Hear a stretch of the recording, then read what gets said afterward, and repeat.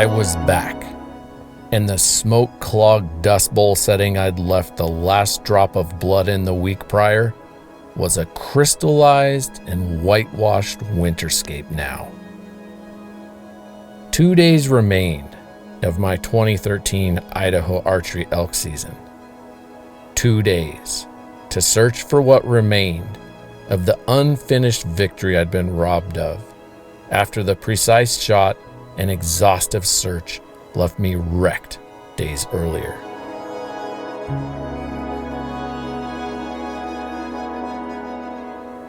I'd come to the conclusion that because of the steep quartering away angle of my shot, my arrow had actually deflected outward off of a rib, and thus passed between the bull's shoulder blade and rib cage, likely never penetrating his chest cavity. It was the only explanation that made sense, and over time and study of my shot came to make perfect sense. And I began to think of the bull as a Fight Club warrior. This allowed me to speculate that the bull was indeed still alive, and quite possibly resuming his annual ritual of making the most of every cow he could coax into his company. The morning stillness was shoved over the horizon as a blustery expanse of swarming snow barged down the canyon. Between the gusts, I could hear bulls bugling, right in the sweet spot where I'd discovered so much activity the week before. I approached with caution, warily placing each step on the cushion of silent snow. And with the driving storm came the benefit of consistent wind, at least. But as the gusts intensified, the frozen shards of airborne ice made it impossible for me to see directly into the wind, which would be exactly where I'd need to look and shoot should an opportunity materialize. So I decided to drop back and wait for conditions to change, for better or worse.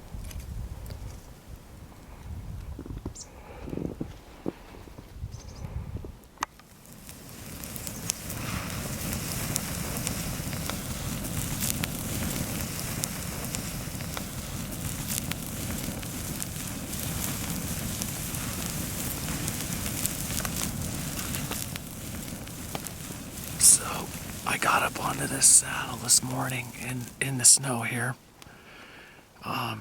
Same saddle, same trail line where I called in both of those herds last week. As soon as I got up over the top, I could hear a bull bugling up further in this main drainage, the same drainage that those other herds actually came from. So I kind of tried the same thing. I threw a lot of fighting cow at them.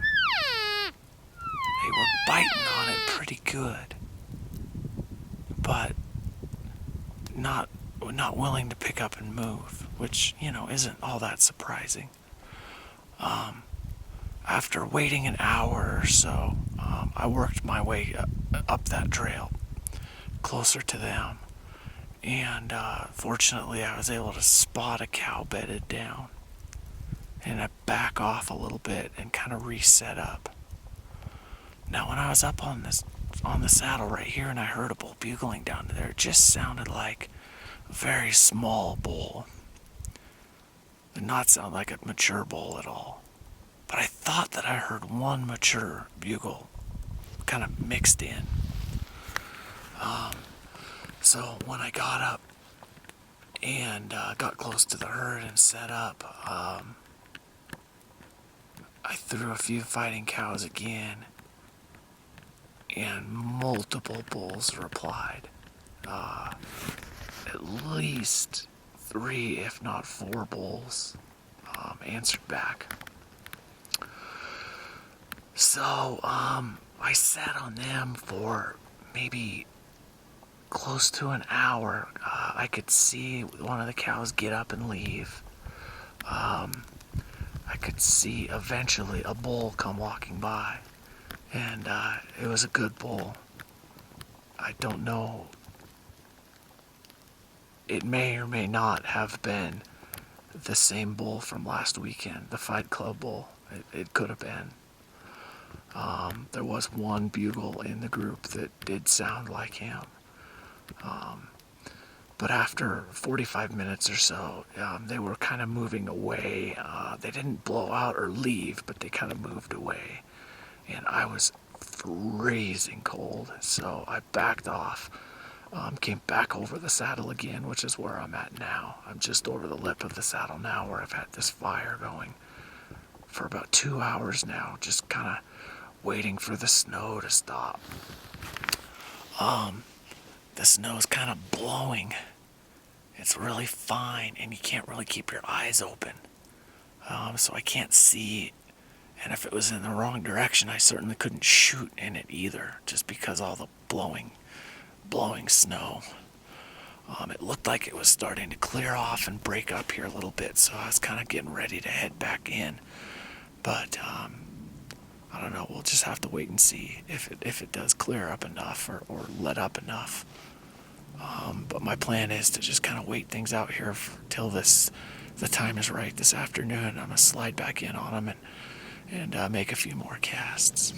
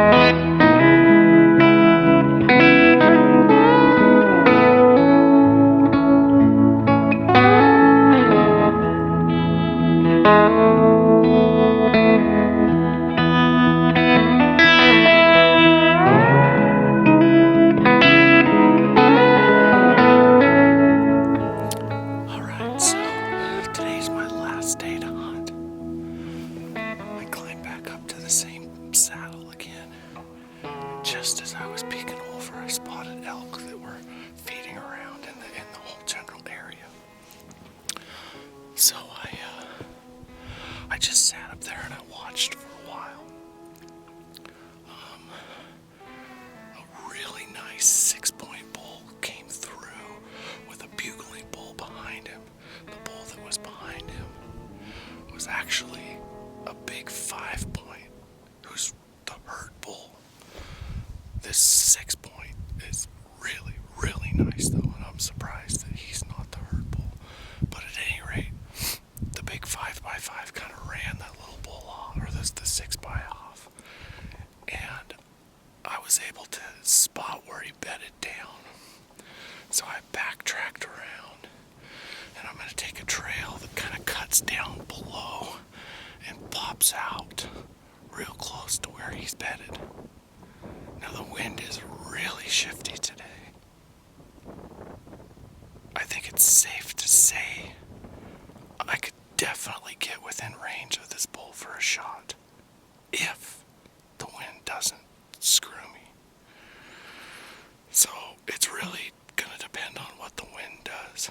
The direction that I have to go is really risky for the wind. But I feel like a stalk is my best option right now. trying to call to them. You know, I called to them all day yesterday. They've heard my calls. Yeah, I don't know. I mean, they might come in, but then there's also a chance that it might just push them out. So I'm opting for a little bit of a change of pace, and I'm going to try and sneak in on this bull. Well, thanks a lot, Win. You fucked me really good here on my last day.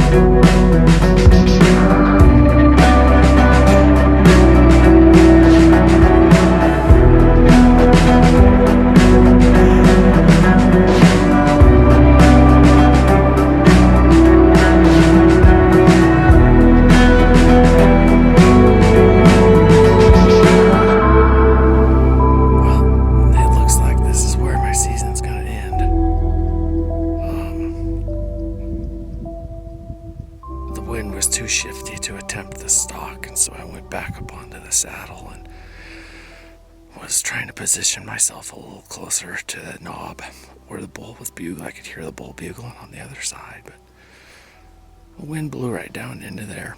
The whole herd blew out. I've been following their tracks in the snow for the past probably hour and a half, all the way up to the head of this canyon, which has a big cirque at the end, and so I figured they'd come up into this final zone that they liked, or final patch of timber or whatever, but the wind just relentlessly blew straight at them all the way up as I followed their tracks. So I think they could hear me, or they could smell me the whole time I was following them, and they just kept going and going and going until they eventually went all the way up and out the top of that. Fortunately, I did some glassing and spotted their tracks because I was about ready to go around the big knob in the center there. So, it's been quite a year, but today's my last day to really hunt. So I'm going back downhill.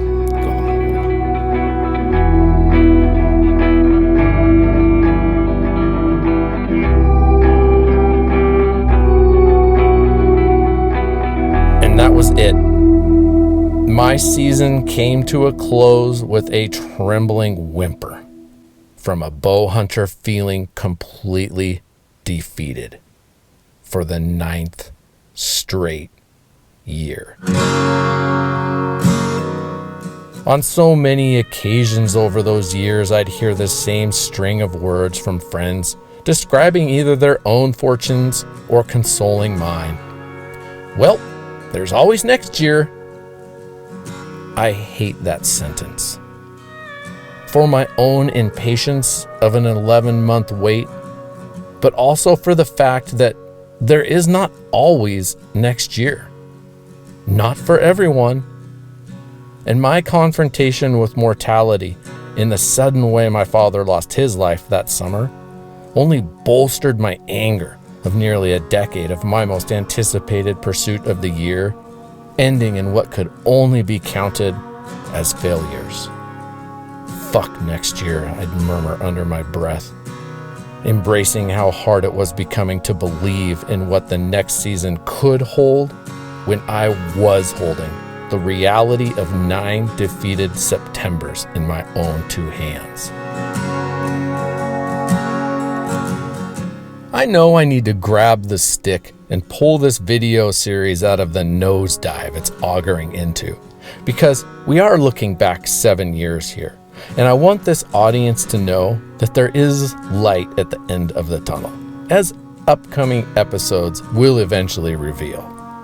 But for now, I'm honored to finally share all this beautiful footage from Bobby and Will and the images that I stole away with on my camera. There is so much more to come, and I hope that some of you out there are enjoying the raw authenticities and ramblings that fall from my thoughts here. I like the process of getting these adventures archived for myself, my kids, and the handful of you out there that watch or listen. I encourage you to do the same. Write or record what happens on your adventures, even if you just keep it for yourself. It is the retrospective view on all this that makes me realize something important. While it goes without saying that archery hunting big bull elk is very hard, and it has dumped substantial loads of anger, frustration, even sadness into my life. And those things are, oddly enough, not what has pushed me away from it, but actually magnetically drawn me to become enthralled with hunting elk the way I do. I've come to realize it's the hardest things in life that we form the strongest bonds with. Committing to an endeavor with a success rate in the single digits demonstrates, frankly, questionable mental fitness. The emotional roller coaster I sign up for each year is basically begging to get kicked in the gut. I admit it. But I do think that some pursuits have their own dog whistle calling that only certain personalities can hear. Callings to do things that have no rational foundations, but are instead entirely emotional pursuits.